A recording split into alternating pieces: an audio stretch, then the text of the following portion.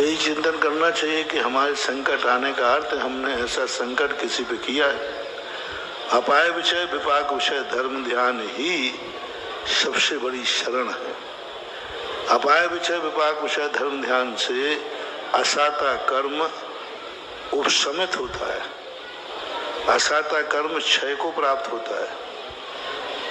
जब हम अपाय विषय और कर्म का विषय विपाक विषय, ये ऐसे दो धर्म ध्यान है, बड़े चमत्कारी है, बहुत अतिशय इनमें।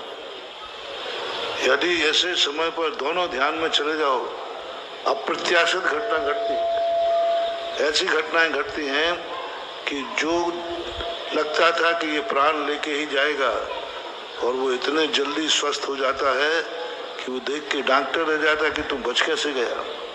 तो अपाय विषय विपाक विषय ध्यान की इतनी एनर्जी है, उसका चिंतन मात्र करना है।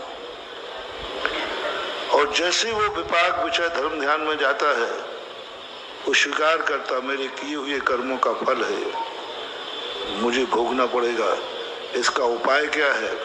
यही उपाय है कि जब मैंने किया है तो मुझे क्षमता पूर्वक सहन करना चाहिए। तो जो क्षमता आती है वह क्षमता चमत्कारी होती है। क्षमता आती है अपाय विषय।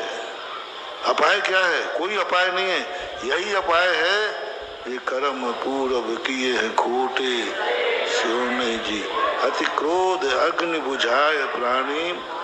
बस ये जो साम्य जल है ना, ये है चमत्कारी। नमोकार मंत्र से भी ज्यादा चमत्कार, भक्तांबर से भी ज्यादा ताकत। संसार में जितने उपाय हैं उन सबसे ज्यादा ताकत होती है साम्य क्षमता में।